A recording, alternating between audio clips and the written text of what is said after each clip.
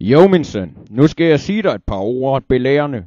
Belærende, siger jeg til dig, ja. For der er noget, jeg gerne vil have sagt.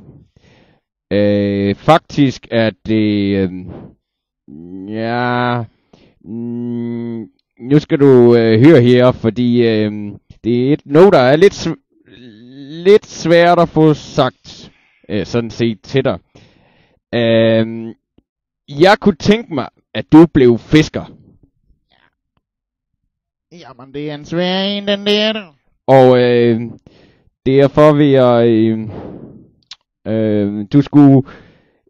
Ja, det fyre af væsel og bobler af gær.